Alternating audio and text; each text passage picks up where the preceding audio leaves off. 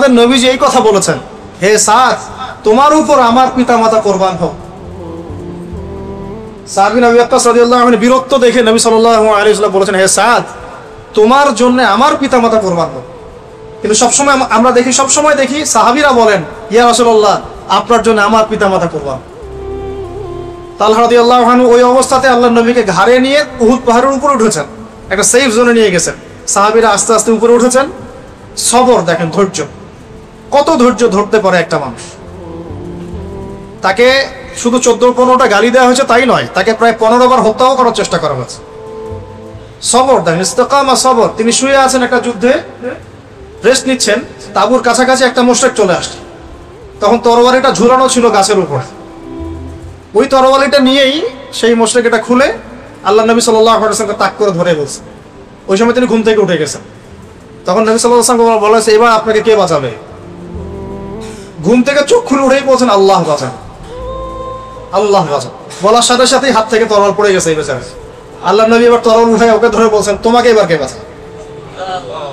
সবর, ইস্তেকামা। সিরাত পড়তে থাকেন, আমি বলে শেষ করতে পারবো, 24টা ক্লাস লাগবে ইনশাআল্লাহ। অনেক ঘটনা, সবরের অনেক ঘটনা। এই যে বখিরা খনন, আপনার এই আপনার খন্দকের যুদ্ধের আগে 4টাখানি কথা, প্রত্যেকের হাতে 10 হাত করে পড়েছে, বখিরা খনন করতে হবে। নবী সাল্লাল্লাহু আলাইহি ওয়াসাল্লামের পেটে খাবার নাই, পাথর বেঁধেছেন। এটা তো গেল আপনার খন্দকের কথা। এর আগেও মক্কাতে 3টা বছর নবী সাল্লাল্লাহু আলাইহি ওয়াসাল্লাম সাহাবীদের সবাইকে শিয়ারে আবু তলেব নামক জায়গায় বয়কটের জীবনযাপন করতে হচ্ছে। Boycott, sanction, boycott. মক্কার কেউ কথা বলবে না, কেউ লেনদেন করবে না, কেউ বেচাকেনা করবে না, কেউ খাবার দিবে না, কেউ বিয়ে শাদী করবে না, কিছুই করবে না। 3 দিন না, 3 মাস না, 3 বছর তারা এই সমাজটাকে বয়কট অবস্থায় জীবনযাপন করেছে। ওই সময় সিরাতের কিতাবে আসছে, অনেক সাহাবী গাছের ছাল পাতা খেয়ে বেঁচেছিলেন। গাছের ছাল পাতা, সবর। নবী সাল্লাল্লাহু আলাইহি ওয়াসাল্লামের এরকম কষ্টের মুহূর্তেও হঠাৎ তার চাচা আবু তলেবের ইন্তেকাল হয়ে গেল। একমাত্র শেল্টার বাকি ছিল মক্কায়, সেটাও নাই, শেষ। সবর। ঠিক তার কয়েকদিন পরেই তার প্রেমময় স্ত্রী, যেরকম স্ত্রী ঘরে থাকলে আসলে আর বাইরে 1000টা শত্রু থাকলেও কিছু না, এমন স্ত্রী ছিলেন যে বাইরে 1000 শত্রু থাক, ঘরে যদি একজন খাদিজা থাকে কিচ্ছু লাগে না। এটা পাওয়া এই যুগে খুব ডিফিকাল্ট, খুব ডিফিকাল্ট, সো ভেরি ডিফিকাল্ট। খুশনসিবদের তাকদির এটা জুটবে। আমরা আপনাদেরকে রিকোয়েস্ট করি যে নিজেদের চরিত্রটাকে পবিত্র রাখেন, আল্লাহর কাছে বেশি বেশি দোয়া করতে থাকেন, ইনশাআল্লাহ আল্লাহ চাইলে মিলাই দেবে। চাচা আবু তলেবের ইন্তেকাল হয়ে গেল, তার মাত্র কয়েকদিন পরেই খাদিজা রাদিয়াল্লাহু আনহা। এই সময় কি অবস্থা?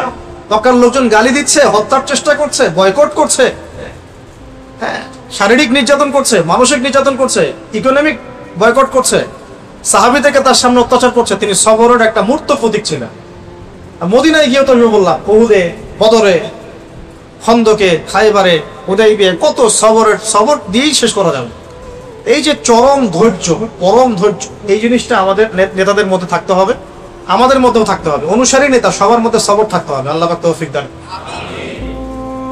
কয়টা বললাম? 6টা না 7টা? 7টা। 8 নম্বরে আসেন যে একজন নেতাকে হতে হবে ডিপ্লোম্যাটিক। এটা খুব ইম্পর্টেন্ট পয়েন্ট, এটা একটু ফোকাস করেন। একজন নেতাকে হতে হবে খুবই ডিপ্লোম্যাটিক এবং স্মার্ট। আমাদের নবী সাল্লাল্লাহু আলাইহি ওয়াসাল্লাম কেমন স্মার্ট ছিলেন আমি কয়েকটা এক্সাম্পল দিই। এগুলো আমি ঘেটে ঘেটে নোট আউট করেছিলাম যে তিনি আসলে মানসিকভাবে কেমন ছিলেন। মানে আমরা অনেক সময় মনে করি তিনি খুব আধ্যাত্মিক মানুষ ছিলেন, তাই না? আধ্যাত্মিক মানুষ, নামাজ, আর রোজা, তেলাওয়াত, আধ্যাত্মিক মানুষ এমন মনে হয়, কিন্তু আসলে তিনি ছিলেন সব গুণের সমন্বয়ে একজন মানুষ। যত গুণাবলী থাকতে পারে একটা মানুষের মধ্যে, সবগুলোর সমন্বয় তার মধ্যে। কত স্মার্ট, কত বিচক্ষণ আপনাকে একটু দেখাই। নবী সাল্লাল্লাহু আলাইহি ওয়াসাল্লাম দেখলেন মক্কার পরিবেশ ভালো না, মক্কার পরিবেশটা অনুকূলে না। তখন তিনি ইমিডিয়েটলি সাহাবীদেরকে বললেন, তোমরা আবিসিনিয়াতে চলে যাও। কোথায় চলে যাও? আবিসিনিয়া। আবার বলছি, নবী সাল্লাল্লাহু আলাইহি ওয়াসাল্লাম যখন দেখলেন মক্কার পরিবেশটা ভালো না, সাহাবীদের উপর নির্যাতন হচ্ছে, তিনি ইমিডিয়েটলি বললেন, সাহাবীরা তোমরা যারা দুর্বল গোত্রীয় দিক থেকে তোমরা আবিসিনিয়াতে চলে যাও। সেখানে একজন রাজা আছেন, তার নাম বাদশাহ নাজাশী, তার রাজ্যে কেউ জুলুমের শিকার হয় না, তোমরা ওখানে চলে যাও। এটা ডিপ্লোম্যাটিক সিদ্ধান্ত। আমাদের এখানে প্রবলেম হচ্ছে, যাদেরকে নিয়ে প্রবলেম তাদেরকে কোনো একটা জায়গায় পাঠিয়ে দেয়া, বিচক্ষণতা একটা। সেখানে এমন রাজা ছিলেন যিনি ইসাই, খ্রিস্টান, কিন্তু তার রাজ্যে কেউ জুলুমের শিকার হতো না। তিনি ওই ট্রিনিটির খ্রিস্টান ছিলেন না, তিনি সত্যিকারের খ্রিস্টান ছিলেন। এবং সেখানে 2টা হিজরত হয়েছে। প্রথমবারে প্রায় 14-15 জন গিয়েছেন, পরের বারে প্রায় 100 জন গিয়েছেন। নেতৃত্ব দিয়েছেন জাফর ইবনে আবি তালিব রাদিয়াল্লাহু আনহু। ওই বাদশা নাজাশির সামনে ডেলিগেশন টিম পাঠানো হয়েছে কুরাইশদের পক্ষ থেকে। মানে ডেলিগেশন টিম বোঝেন কিনা, ওই সাহাবীদেরকে ফিরিয়ে নিয়ে আসার জন্য। তার নেতৃত্ব দিয়েছেন আমর ইবনে আস। পরবর্তীতে তিনিও মুসলিম হয়েছেন, বিখ্যাত সাহাবী হয়েছেন। তো আমর ইবনে আস তিনি গিয়ে বলছেন যে ওরা রেফিউজি, ওরা আমাদের ওখানে ফাসাদ করে এখানে আসছে, বাপদাদার ধর্ম ত্যাগ করছে, ওদেরকে ফিরায় দেন আমার সাথে। বাদশা নাজাশী বললেন যে ওরা তো অন্য কথা বলছে, তারা বলছে তোমরা তাদের উপর জুলুম করেছো। আচ্ছা ঠিক আছে, তোমাদের কাছে যে কোরআন এসেছে সেই কোরআনের কিছু বাণী কি শোনাতে পারো? তখন জাফর ইবনে আবি তালিব রাদিয়াল্লাহু আনহু তিনি শোনালেন সূরাতুল মারিয়াম। কোন সূরা? এই সূরার তেলাওয়াত শুনেই বাদশা নাজাশীর চোখ দিয়ে দরদর করে পানি পড়তে থাকে এবং তিনি ইসলাম কবুল করেন এবং সাহাবীদেরকে সেখানে থাকতে দেন।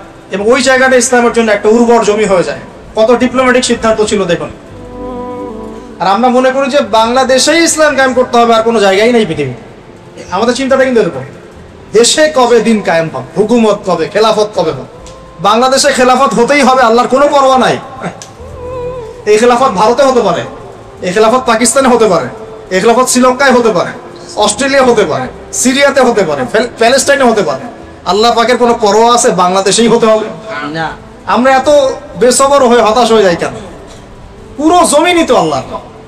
এখানে যদি নাও হয়, আমরা চেষ্টা করছি ইসলামিক ভাবে, যদি নাও হয় ইনশাআল্লাহ অন্য কোনো জায়গায় হবে।